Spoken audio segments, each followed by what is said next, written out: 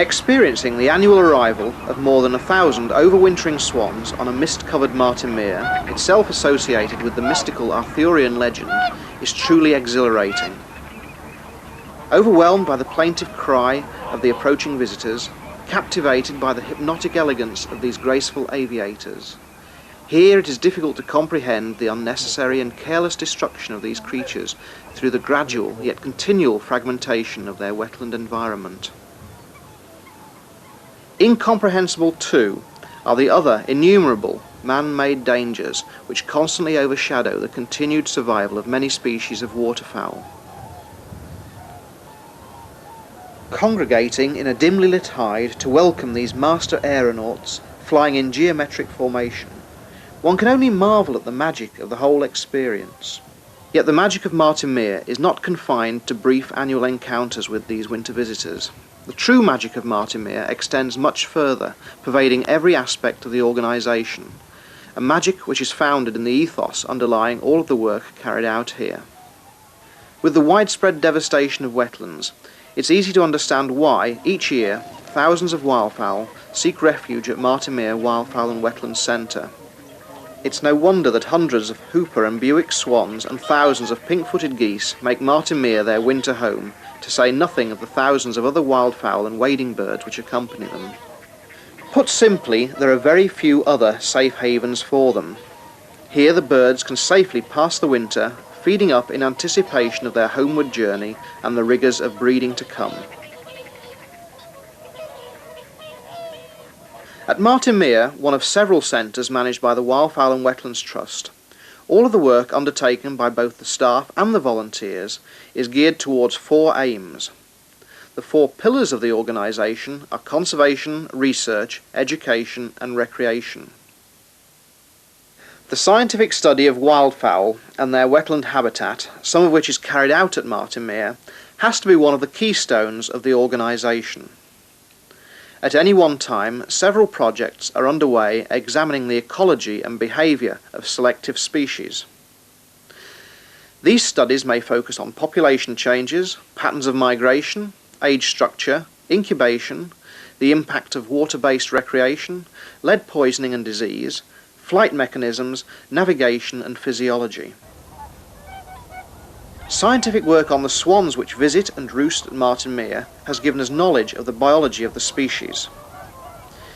Buick swans which appear at Martin Mere have their bill patterns or personal codes and other physical details documented in order that each individual can be traced. This means that the progress of an individual bird can be monitored from year to year.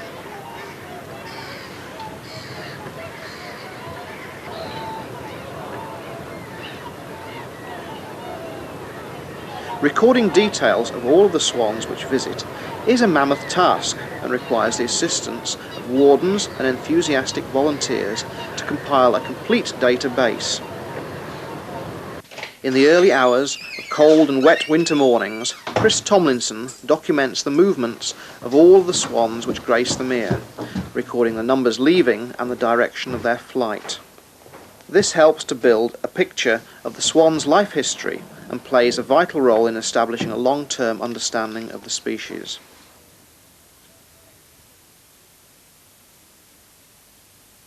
In order to facilitate conservation on a global basis, many of the wild swans which overwinter at the centre are ringed, sexed, weighed and photographed after capture in a specially constructed swan pipe. A crowd of swan researchers and volunteers from around the country gather on a hazy winter's morning and wait impatiently outside the swan pipe for the go-ahead for the catch. The Trust staff will call off the swan catch at the very last minute if the conditions are not conducive to a successful catch, to ensure that there is no undue distress to the birds.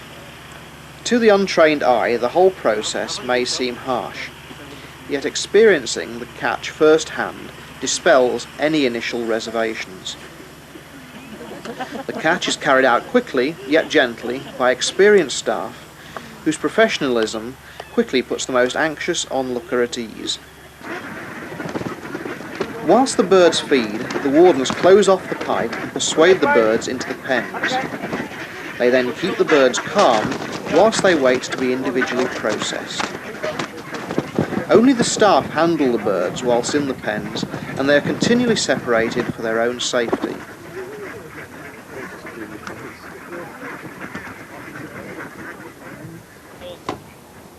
Yeah. Okay, some people want to come through to take bee traps off me. Want to use that gate.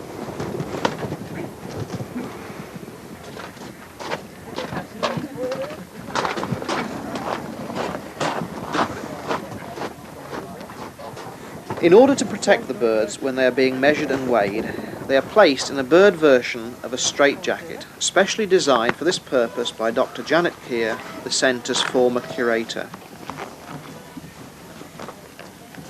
Oh, Arlene, this is a Cooper. Cooper jacket. Ooh.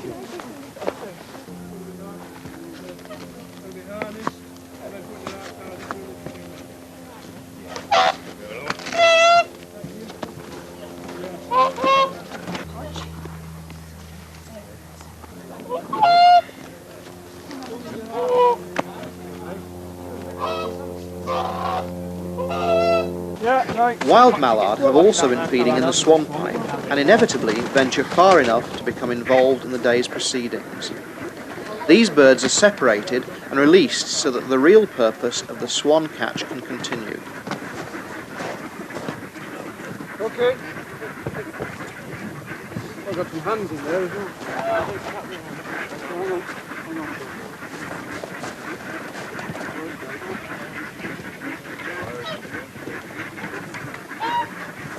Okay. Is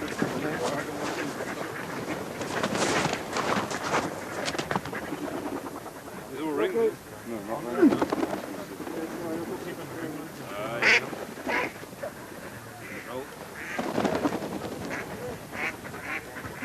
The swan catch may not be an everyday experience for most of the birds, yet they do not let their inexperience show, taking all of the proceedings in their stride and showing amazing calmness whilst having their heads measured, being ringed and weighed, and even when having their picture taken.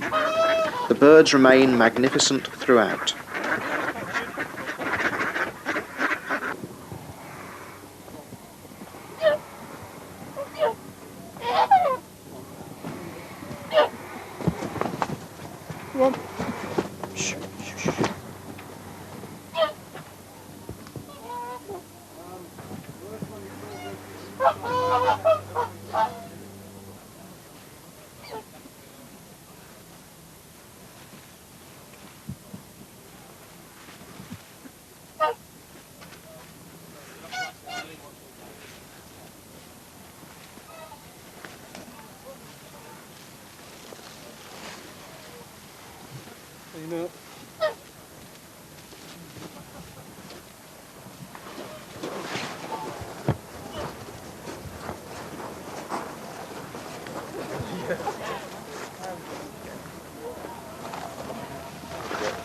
Signet, maybe you need to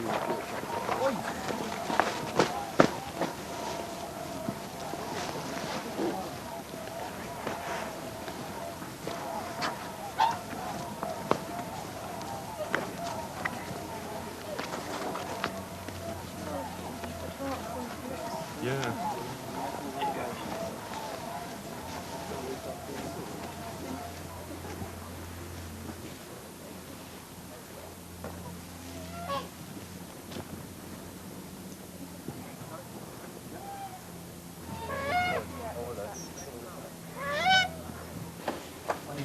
The staff and volunteers helping with this mass documentation of over 100 birds work quickly and efficiently, ensuring that any one bird is not restricted for any longer than necessary.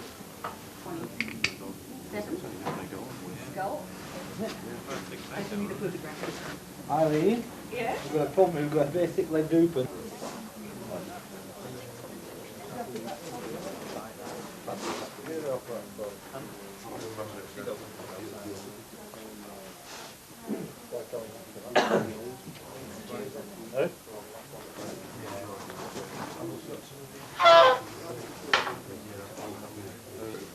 Yeah, whenever it picks up, yes, they was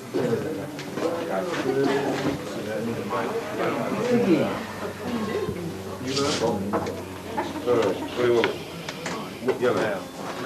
$161.8 passes. DSV. Is 110.0. That needs to go to weighing and then photograph. Nice. Quite a big juvenile this. Quite a big one. Yeah. Right. Photograph, I think. You got him? Got it. Very good. Profile. Sorry.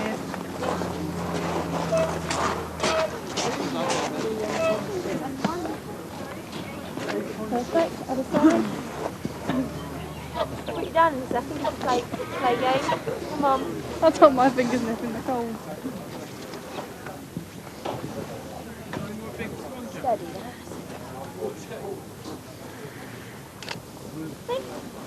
Open and done with.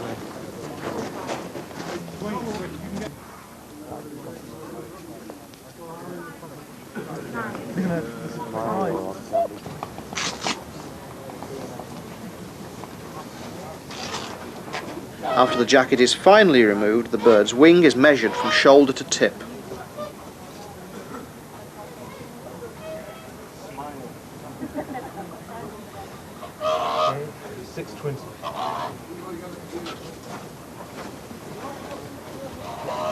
There you go.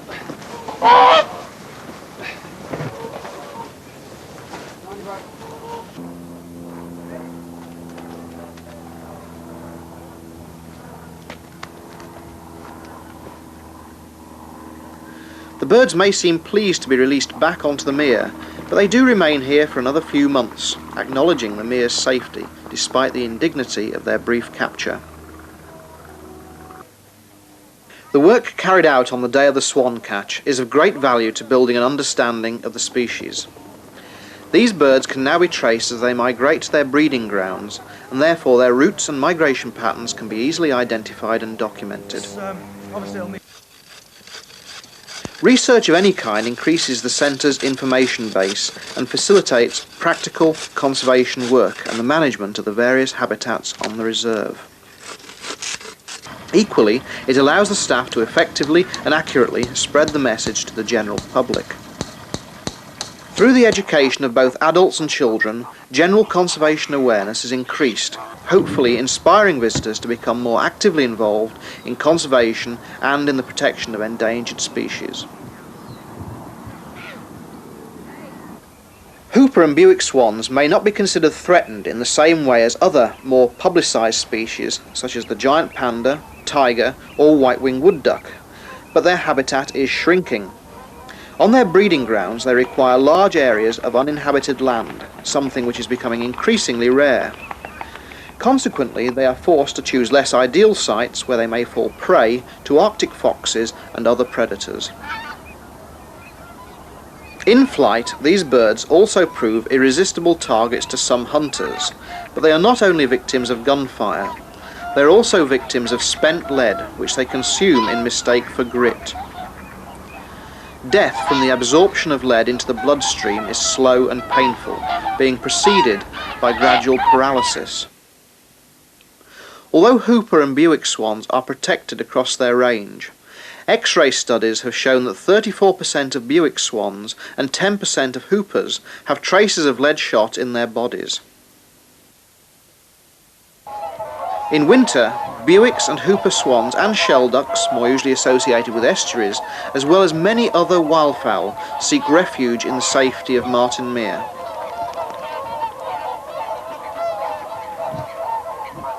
This site, which was once a peat bog used for summer grazing and hay production, and in part a dumping ground for rubbish, has now been transformed into a site of international importance for wetland conservation, otherwise known as a Ramsar site.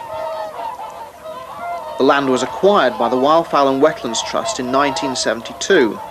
With Sir Peter Scott at the helm, the centre was opened in 1975 and has gradually established itself as one of the most important wildfowl havens in the country. One conservation achievement is obvious.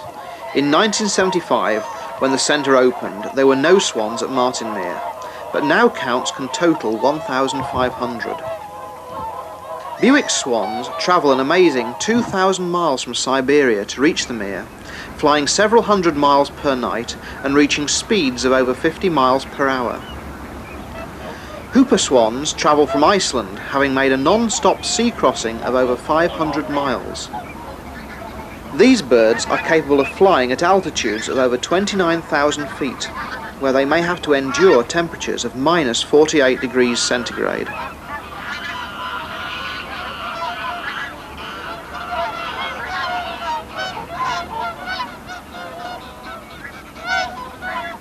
In the captive collection, species which are in danger of extinction are raised in captivity, with a view to providing a safety net against extinction and to possibly reintroducing them into their native habitats at some point in the future, provided that those habitats themselves can be safeguarded. Hawaiian geese, or nene as they are otherwise known because of their distinctive call, were threatened with extinction in the 1940s after dogs, cats and mongooses were introduced to their native islands. The Trust initially obtained 3 geese, and from a founder colony bred them so successfully that 200 were returned from England to the Hawaiian Islands. Research into nene reintroduction is still continuing, and it will be some years before we can say that this species has been truly saved from extinction.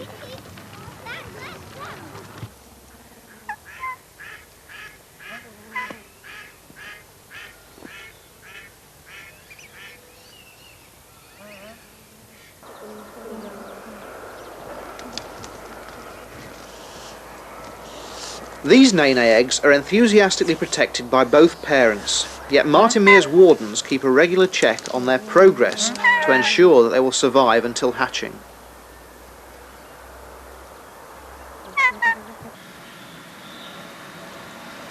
The nucleus of the centre's captive conservation work is the fondly termed duckery. During the spring and early summer months, the duckery staff and volunteers are amply rewarded for their regular early mornings, late nights and careful husbandry work.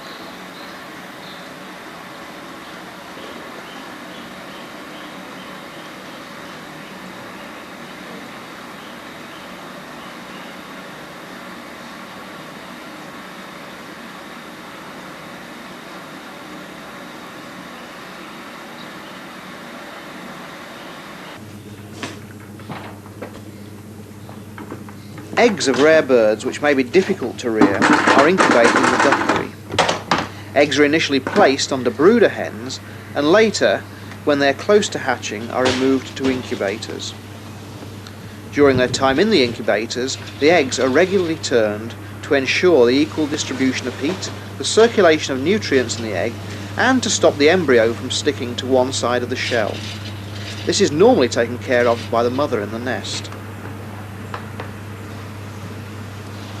Very often, the hours of darkness have left a few surprises for the wardens to discover the following morning.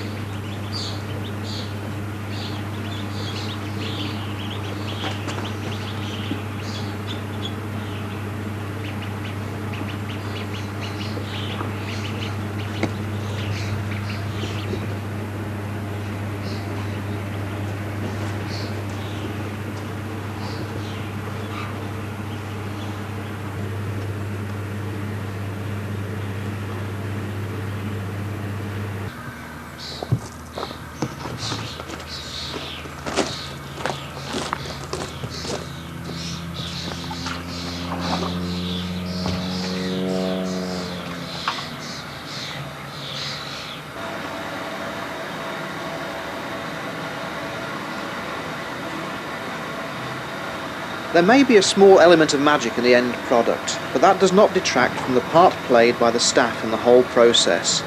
It is only through their understanding of the bird's needs and life cycles that enable such results to be achieved. Bantam hens play the role of foster parent, brooding the eggs with great care. These birds are perfect for the job, being placid enough to allow the wardens to remove the eggs and keep a regular check on the growing embryo. Warden Helen Gummer gently calms the hen before removing the egg. The bird is hardly disturbed at all by the removal of the eggs and is quite happy to sit on wooden dummy eggs until the real eggs are returned. The eggs are not disturbed either and can be removed for roughly half an hour before they need to be replaced under the bantam hen. The more advanced the egg, the more tolerant it is of cooling, and thus the more time it can tolerate away from the nest. Once removed from the nest, the eggs are taken inside, and in a darkened room are candled, a process which allows the warden to see inside the egg and discover whether or not the embryo is alive. If an embryo has died, the egg will not be replaced under the hen, a measure which prevents the spread of infection to other eggs. Experience is necessary in determining whether or not an embryo is alive.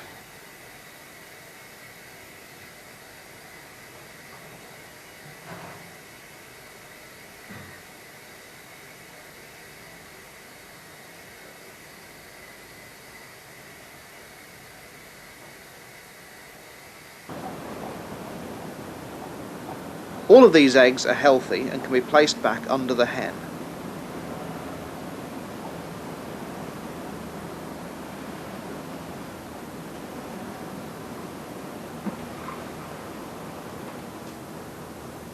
Once the eggs have hatched, the young birds are transferred to the duckery's brooders, large troughs heated by lamps called dull emitters. At any one time, these brooders contain a catalogue of conservation success. These goosanders are very difficult to rear. The problem is in persuading them to eat the chick crumb, which contains all of the nutrients for good growth. The duckery staff encourage them to eat the special diet by mixing small fish with the chick crumb.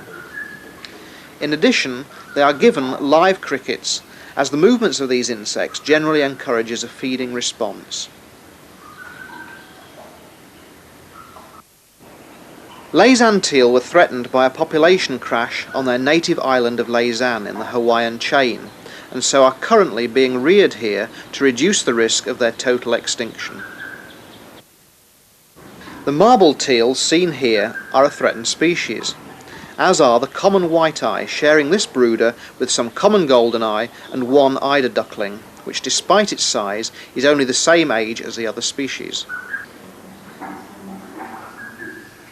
These ducks are all diving ducks and are introduced to water in this large brooder before they're released into the outdoor pens.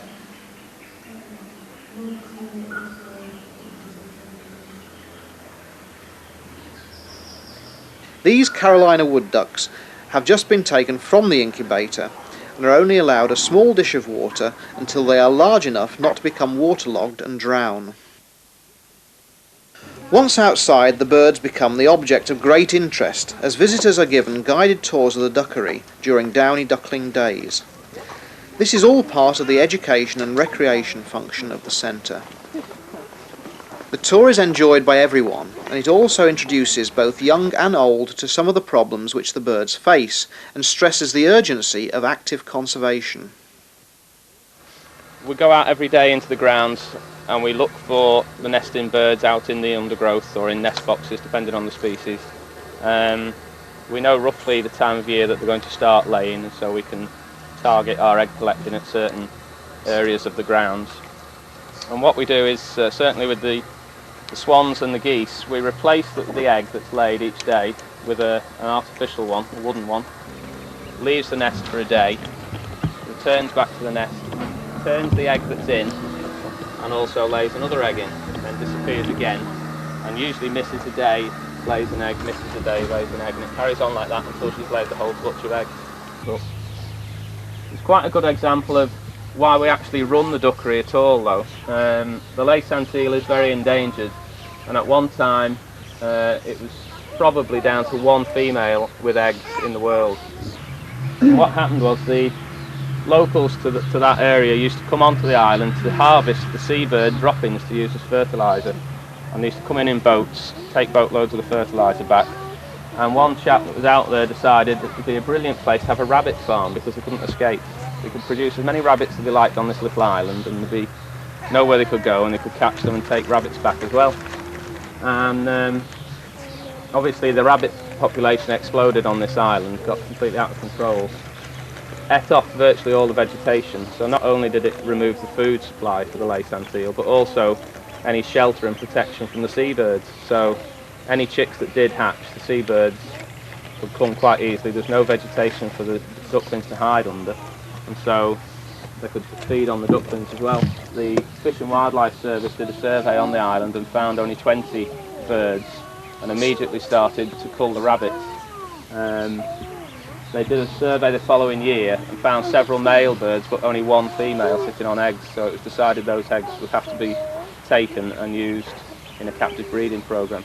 The interesting thing is that all the known birds have come from these 7 individual eggs that were originally taken from the wild, and they've had very little problems with inbreeding. Right, so we, as I say, it's a gradual process of introducing the birds outside. So we go from the totally enclosed brooder like that into one of these, where they're still closed in but they have a run outside. And then once they've got used to that and they know where the heat source is, then we can open the front and they can have the whole pen, but they still come back into here at night.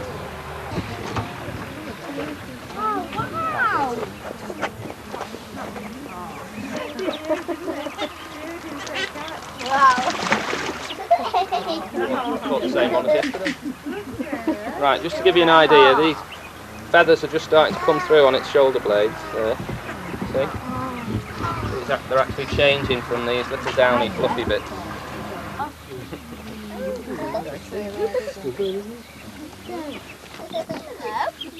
Right, this is the other stage, if you like, where they're fully feathered on the back now and underneath, and they've just got bits of down on the lower back and the neck and the head.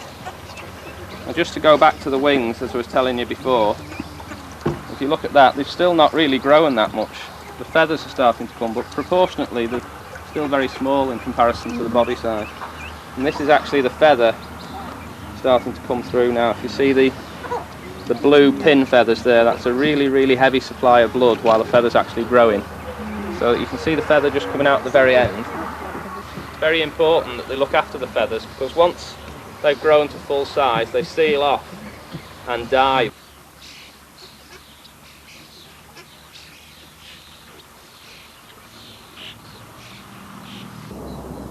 My name is Jackie Lefebvre and I'm Education Officer at the Wildfowl and Reptile Centre at Martin Mere. This is Stella the Swan. Stella features in one of the programmes that we have within the department for very little children reception and infants. We run a number of programmes that are actually targeted in to the national curriculum that actually help teachers to achieve different attainment targets in English and geography and science, all of those things. But the underlying principle of everything we do in the education department is we want the children and the other people who come out here to have fun, to actually learn about the natural world, learn about nature conservation, why it needs to be paid attention to, the action that people can take in an easy, accessible and very enjoyable way. We all know that the planet's in trouble. Doom and gloom can only go so far as motivators. If we can show people how to have a good time, a very good time, in saving the world, then they're that much more likely to do it.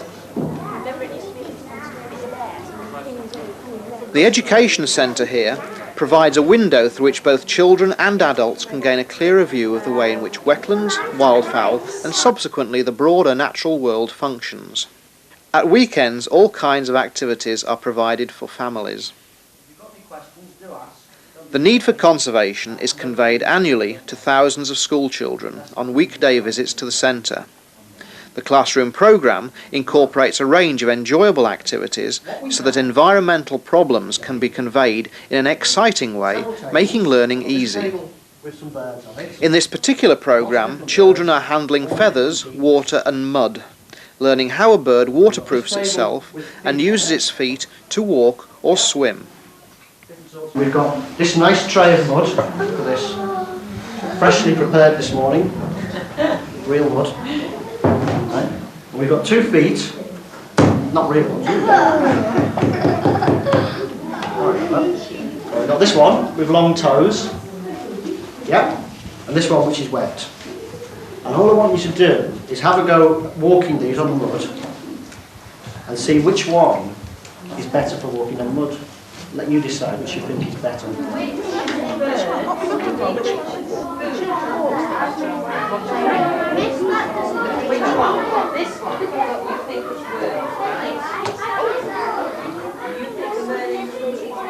I'm going to give you a pair of wings. You flap them. Yeah? Stand on the stool, and whenever you're ready, take off. Put on flat. Whenever you're ready, whenever you feel you can get off. What is it about us that's heavy? There's something in us that's heavy. Yeah? Bones. Bones, right. We've got loads of bones inside us. Stops us falling on the floor in a wobbly mass. If you looked at my bone today, it would be solid. And if it's solid bone all the way through, what's it going to be? Yeah? Heavy. Heavy. So the reason we can't fly is not because we haven't got wings, because we could, if we put wings on, we still couldn't fly. It's because we're heavy. I reckon web feet are very because that one If a fish started wriggling, what might happen to that? Once the classroom session is over, everyone is taken on a guided tour around the waterfowl gardens, giving them a chance to see for themselves how theory works in practice.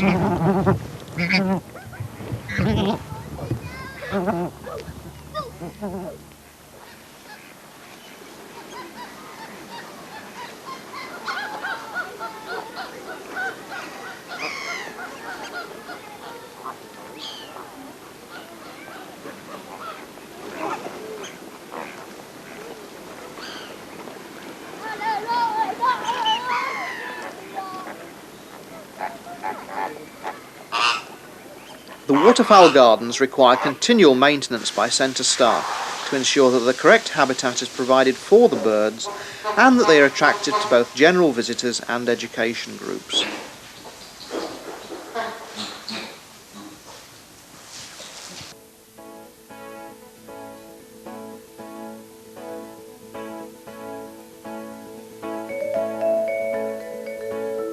In the enclosed pens, birds are grouped according to their continent of origin and habitat, and in flocks suited to cohabitation.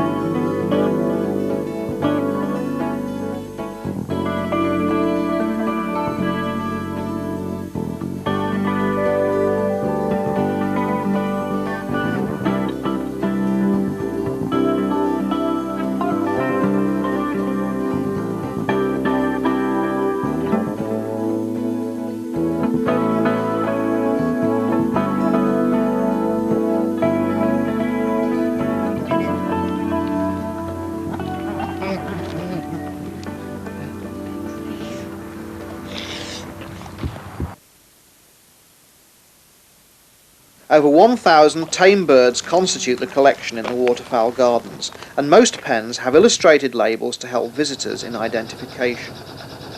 The waterfowl gardens provide the perfect way for the visitor to gain access to many species of waterfowl, which they may never otherwise see or learn about, and it gives them the chance to observe some unusual behaviour.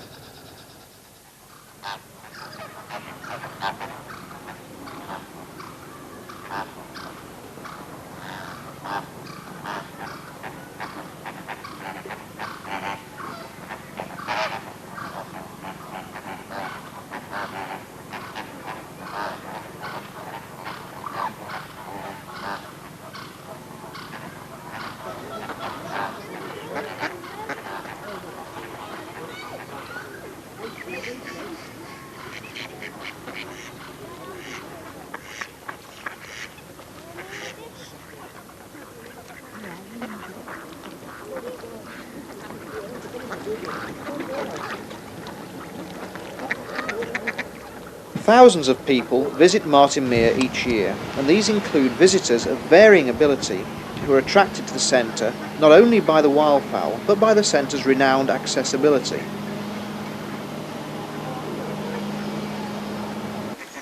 The Braille Trail helps visually impaired visitors to find their way around with relative ease.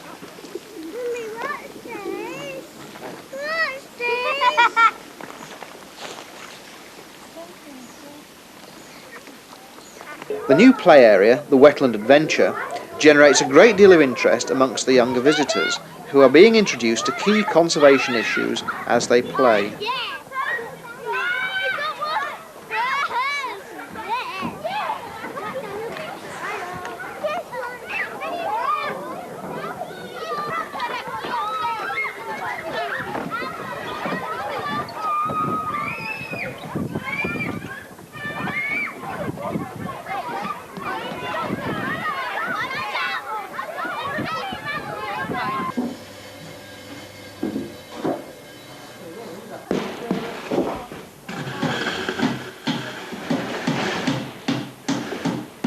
The centre's staff and volunteers create the perfect environment, not only for the birds, but for human beings as well.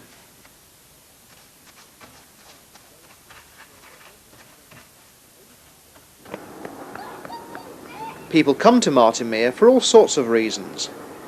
Some come to look at and feed the birds, others simply seek refuge in the centre's relaxing atmosphere.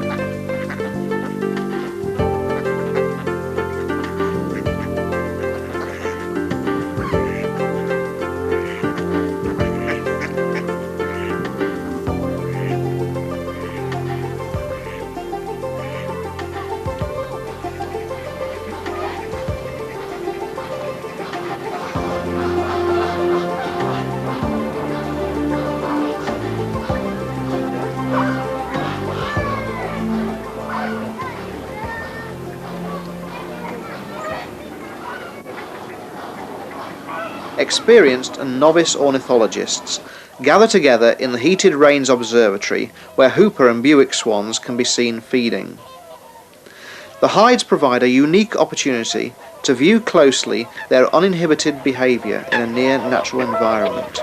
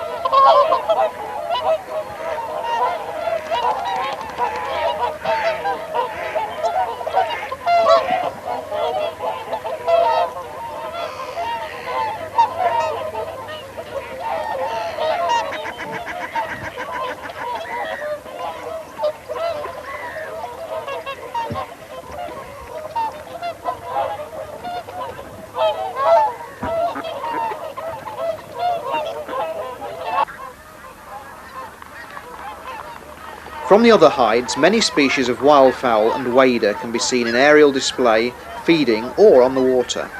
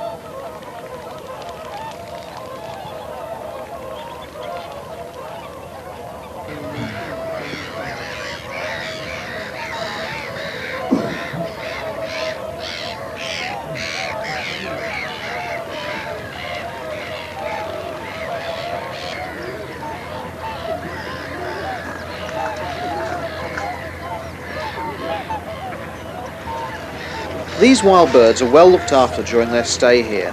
They are fed twice a day by the marsh warden Chris Tomlinson, who whistles 3 times to signal his arrival with a barrow full of seed.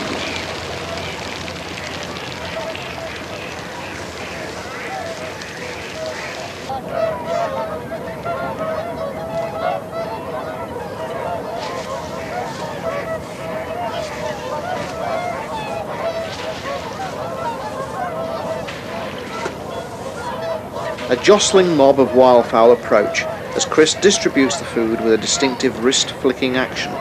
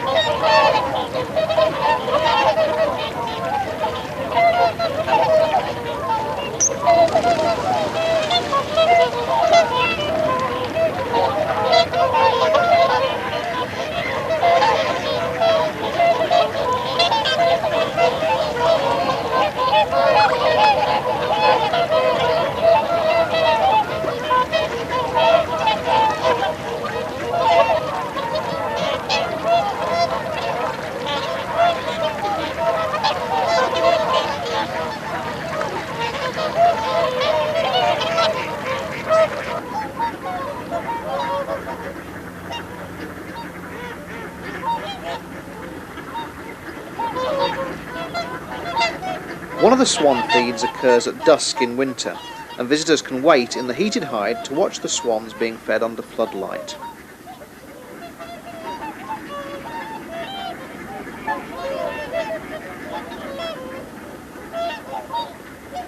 As the birds mill around, sifting the food, the atmosphere inside the hide is rather like that inside a church, everyone watching in quiet contemplation.